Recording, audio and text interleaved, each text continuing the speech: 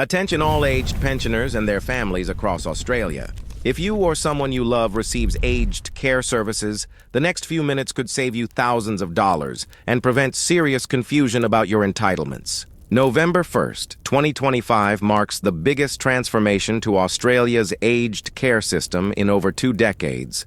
And what's about to change will affect over 1.3 million older Australians. This isn't just another policy update. This is a complete restructuring of how aged care works in this country, and if you're not prepared, you could miss out on support you desperately need or pay more than you should for services. Let me paint you a picture of what's happening right now. Margaret is 78 years old and lives in her own home in suburban Melbourne. For the past 2 years, she's been receiving a Level 2 home care package, getting help with cleaning, personal care, and meal preparation. She's been on a waiting list for 18 months to get that package. Her daughter calls her every day, worried sick about whether Mum is coping. Margaret pays around $8 per day in basic fees, and she's finally settled into a routine with her care workers. But overnight, literally overnight on November 1st, everything Margaret knows about her aged care is about to change. The home care package she's been waiting so long for, it no longer exists. The fees she's been paying? Completely different structure. The way she accesses services? Transformed entirely. And here's the shocking part. Margaret has no idea this is coming. She's not alone. Surveys show that over 60% of aged care recipients are unaware of these changes. That's hundreds of thousands of vulnerable Australians heading into November completely unprepared for what's about to hit them. So, what exactly is changing? And more importantly, what do you need to do right now to protect yourself and your loved ones? The new Aged Care Act is the foundation of everything that's changing. This legislation has been years in the making, born from the Royal Commission into Aged Care Quality and Safety that exposed shocking neglect and systemic failures across the sector. The government has invested billions of dollars into reforming the system, and November 1st is when it all comes into force. Think of this as Aged Care 2.0. The old system, the one that's been limping along for decades, is being switched off, and a brand new framework is being switched on.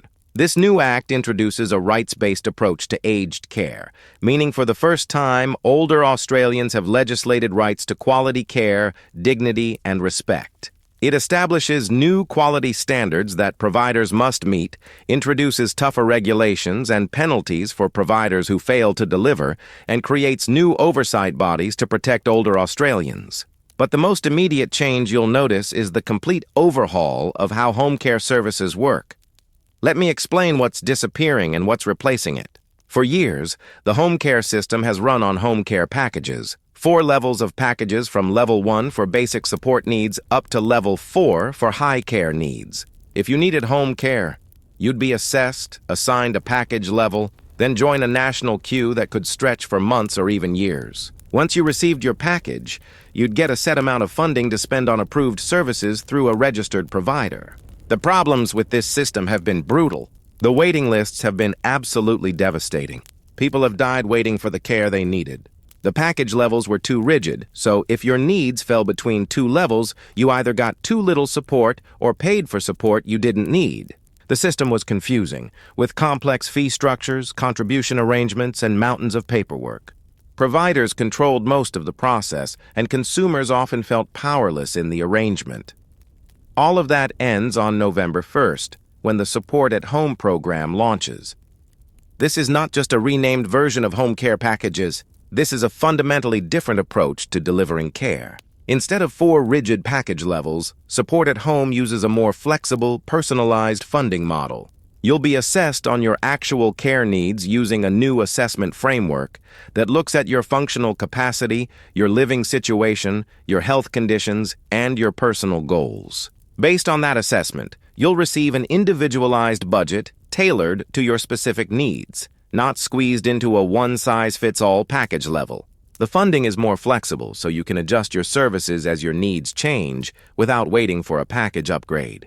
The approval process is faster, with the government committing to significantly reduced waiting times compared to the old system. You'll have more control over your care, with greater say in which services you receive and who provides them. But here's where it gets tricky, and this is where many people are going to get caught out. The fee structure under Support at Home is completely different from what you're used to.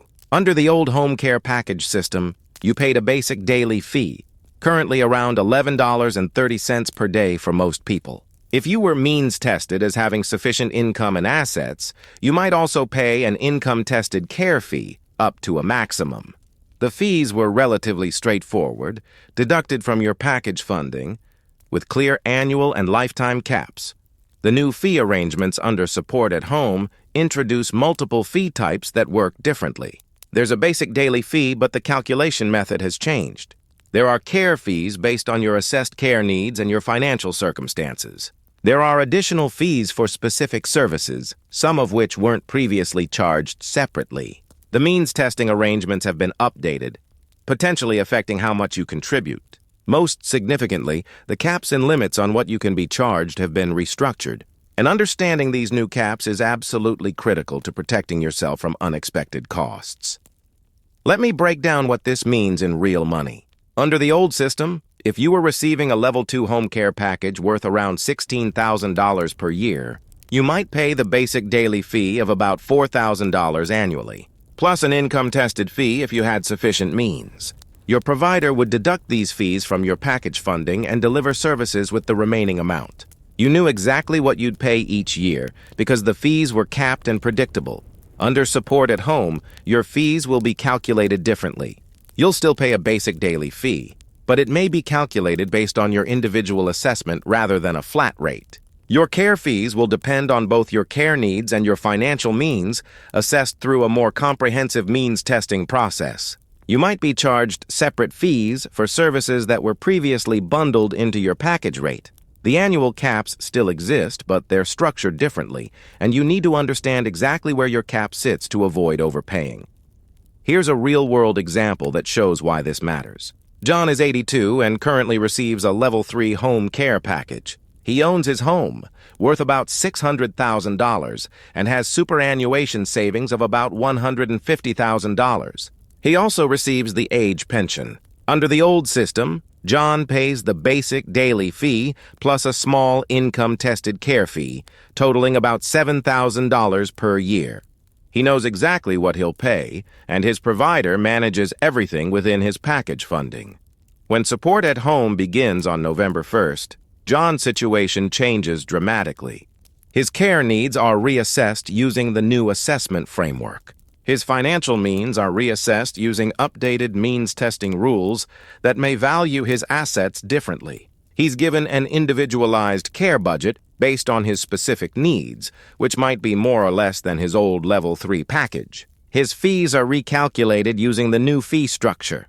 He might find he's paying more for certain services that are now charged separately. Most importantly, if John doesn't understand the new fee caps and limits, he could end up paying significantly more than necessary or agreeing to services he thought were covered but actually cost extra. This is where pensioners are getting worried, and rightfully so. The complexity of these changes creates real risks of confusion, overcharging, and missed entitlements. So what do you absolutely need to do right now, today, to protect yourself? First, if you're currently receiving a home care package, contact your provider immediately and ask for a detailed explanation of how your services and fees will change under Support at Home. Don't accept vague reassurances. Get specific information in writing about your new care budget, your new fee structure, what services remain covered, and what might now cost extra, and your rights under the new system. Your provider is legally required to transition you to Support at Home, but you need to understand exactly what that transition means for you personally. Second, request a reassessment under the new framework if you believe your care needs have changed since your last assessment. The new assessment process might identify needs that weren't captured under the old package levels, potentially qualifying you for more support. Don't assume your old package level accurately reflects your current needs. Third, review your financial assessment and means testing. The new system uses updated means testing rules, and your contribution levels might change. Make sure you provide accurate financial information and claim any exemptions or concessions you're entitled to. Many pensioners overpay simply because they didn't claim available concessions. Fourth, understand your new fee caps and limits. Ask your provider to explain clearly what the maximum amount is that you can be charged annually and over your lifetime under the new rules, how these caps are calculated based on your specific circumstances, and what happens if you reach a cap. This information is critical for financial planning. Fifth, know your rights under the new Aged Care Act.